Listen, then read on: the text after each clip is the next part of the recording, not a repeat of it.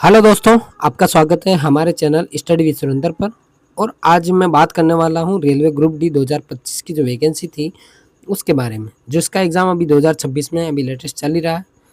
तो आपके दिमाग में होगा कि यार मैंने इतने अटेम्प्ट किए और उसके बाद भी क्या मेरा हो पाएगा या नहीं हो पाएगा। तो ऐसी छोटी सी इस प्रॉब्लम का जवाब है। मैं ऐसे नहीं बता रहा हूँ कि भाई ये मेरी कट ऑफ है, लेकिन आप इन नंबर को मैं बताऊँगा, उस नंबर के बीच अगर आपके बन रहे हैं तो आप लगभग सेफ हो, आपको पीटी के लिए बुला लिया जाएगा। और ये बता दूंगा कि पीटी के बाद आपके कितने नंबर होने चाहिए ताकि आप लगभग आपका फाइनल सिलेक्शन हो सके।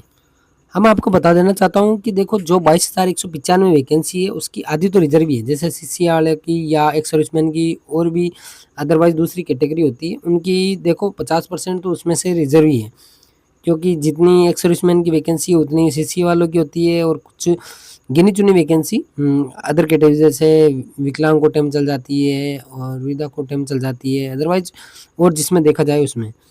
तो इसमें वैसे भी देख लो आप, हमारे लगभग ऐसे मोटा मोटा मान के चले तो 11 से 12,000 वैकेंसी हमारे पास बचती है। अब 11 से 12,000 वैकेंसी का अगर 10 गुना ये बुलाएंगे पीटी के लिए, तो लगभग इसका बनेगा हमारे 1,20,000 या 1,30,000 के आसपास बच्चों को पीटी के लिए बुलाएंगे। तो अब हम आगे देखा जाए तो इसमें से आप देख सकते हो कि लगभग यूआर कैटेगरी के लिए लगभग 5,000 5,500 सीट है। एससी के लिए 3,500 के आसपास है। एसटी के लिए 1,500 के आसपास है। ओबीसी के लिए 6,000 के आसपास है। ईडब्ल्यूएस के लिए 2,000 से ऊपर है। और ऐसे करके कुल लगभग 22,195 होती है। और कैटेगरी वाइज भी 50% रिजर्व होती है। जैसे कि एसी कैटेगरी के तो इसी में से लगभग 3,000 या 300 है, तो 1,600-1,700 वैकेंसी अनरिजर्व कैटेगरी वाले बच्चों के आएगी। अब एक इसमें सबसे बड़ा ये भी है कि आप देखो तो ये सारी वैकेंसी जोन वाइज है और जोन वाइज ही कट ऑफ लगती है। अब इसमें क्या होता है कि जैसे देखा जाए तो किसी जोन की कट ऑफ कम जाती है, किसी जोन की हाई जाती है। अब इसमें भी क्या अलग अलग प्रकार के जोन होते हैं। इसमें डेंजर जोन होता है, कोई इजी जोन होता है। जैसे मैं अभी 2024 वाली वैकेंसी के बारे में बता देता हूँ। मैं अजमेर जोन से था और अजमेर जोन की कट ऑफ हाई गई थी। जैसे देखो हम देखें हाई कट ऑफ वाले जोन कौन कौन सा है। चंडीगढ़ हुआ, अजमेर हुआ, अहमदाबाद हुआ, कोलकाता हुआ, सिकंदराबाद हुआ। ये सिकंदराबाद वाला जैसे लो कट ऑफ जोन है, इसमें सिकंदराबाद से बहुत कम जाती है मेरिट, बेंगलोर से कम जाती है, प्रयागराज से भी लगभग कम ही जाती है, चेन्नई से भी कम जाती है, मुंबई से भी कम ही जाती है कट ऑफ। तो इसमें क्या होता है कि ज़्यादा डिफरेंट तो नहीं होता, 4-5 नंबर का फ़र्क होता है। बाकी इतना नहीं है कि भाई 10 नंबर 20 नंबर कम जा रही है, इतना तो हो ही नहीं सकता।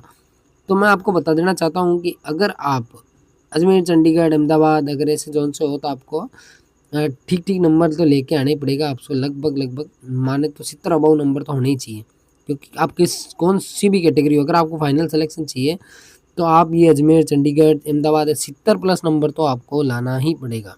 इससे नीचे आपका नहीं हो पाएगा। अभी मैं देख रहा हूँ अजमेर की लगभग एससी कैटेगरी की मेरिट 71-72 के आसपास गई है। फाइनल वाली आप मान के चलो 4-5 नंबर ही बढ़ते हैं तो 75 के आसपास फाइनल सिलेक्शन हो गया। और वो 32,000 वैकेंसी थी, उसकी आधी थी तो 16,000 के आसपास वैकेंसी थी। और अभी और भी कम है, 22,000 है, तो लगभग 11-10-11,000 वैकेंसी होगी। तो देखो 10-11,000 वैकेंसी के अंदर यही होता है कि आप की कट ऑफ 100% बढ़ेगी। और बढ़ने का कारण ये भी है कि देखो इसमें लोको पायलट वाले हुए, टेक्नीशियन वाले हुए या इसके एनटीपीसी वाले हुए, सारे के सारे क्या होते हैं कि इसमें इन्वॉल्व होते हैं। इन्वॉल्व होने की वजह से, और जो पहले ग्रुप डी दे रखा है, जैसे मैंने भी दे रखी है ग्रुप डी, मैं भी पास हो रखा हूँ, मैंने फिजिकल दे दिया, अब फाइनल रिजल्ट आना बाकी है। तो भी मैं भी अभी एग्ज़ाम दे के आया हूँ 11 तारीख को। तो उसका कारण है क्योंकि आप प्रॉपर जब तक रिजल्ट नहीं मिल जाता और प्रॉपर जो वैकेंसी जो सीट चाहिए, अगर आप किसी भी सीट के लिए अप्लाई किया वो सीट आपको तब तक नहीं मिलेगी, या जिस जोन से आप आना चाहते हो जिस जोन में वो जोन नहीं मिलेगा तब तक वो बंदा फॉर्म भरता रहेगा। इसका कारण है, इसकी वजह से भी ज़्यादातर कट ऑफ बढ़ जाती है। बढ़ने का यही विशेष कारण है। बाकी अगर हर साल रेगुलर बच्चे लगते रहे और वो बच्चे वापस फार्म नहीं भरे तो भी कट ऑफ नीचे जा सकती है, लेकिन ऐसा होता नहीं है। अभी एनटीपीसी में भी यही होता है। एनटीपीसी वाले अभी चल रहा है प्रोसेसिंग में, एनटीपीसी अंडर ग्रेजुएट का रिजल्ट नहीं आया। अभी इसमें भी देख लो लगभग 3-4 हज़ार बच्चे उसमें जाएंगे, वो 3-4 हज़ार पूरे इसमें लग रखे हैं, ग्रुप डी का पेपर भी दे के आएंगे वो। तो इसी वजह से कट ऑफ बढ़ने का चांस रहता है। अब मैं आपको बता देता हूँ कि इसकी लगभग कट ऑफ कहाँ तक रह सकती है। तो देखिए भाई सामान्य वर्ग की 78 से 88 ये है हाईएस्ट कट ऑफ, माने तो 90 भी चल सकती है, और लोएस्ट कट ऑफ माने तो 80 के आसपास या 78 फाइनल सिलेक्शन के लिए है भैया। पीटी, आप पीटी के बाद इतने नंबर तो आपको 78 से अगर आसपास है तो हो जाएगा। फिर उसके बाद ओबीसी वालों को देखें तो 73 से 83 ये भी एक मध्यम वर्ग ही है, लेकिन 73 तो बहुत कम हो जाते हैं, 73 से ऊपर ही जा रही है मेरिट अभी देखते हुए। अनुसूचित जाति की देख लो 68 से 78, मैं बता रहा हूँ अजमेर जोन की अभी यही मेरिट गई थी 71, और इसकी अहमदाबाद की इनकी देखें तो इनकी 68 के आसपास गई थी, तो 68 से 78 के बीच में ये ही रहेगी।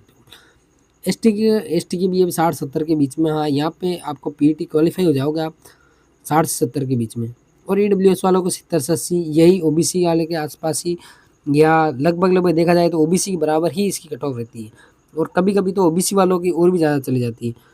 और इसमें एक कारण ये भी है कि कोई सा जोन में मान लो कि ओबीसी की सीटें नहीं है, किसी में एससी की सीटें नहीं है, तो वहाँ आपको जनरल भी फाइट करना पड़ता है।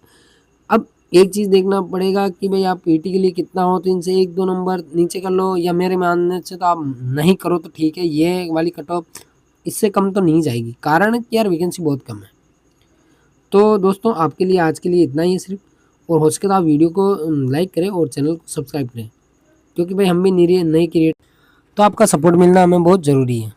देखो भैया आपका सपोर्ट मिलेगा, मैं भी अच्छे वीडियो ला सकता हूँ इसके चक्कर में। ठीक है भाई।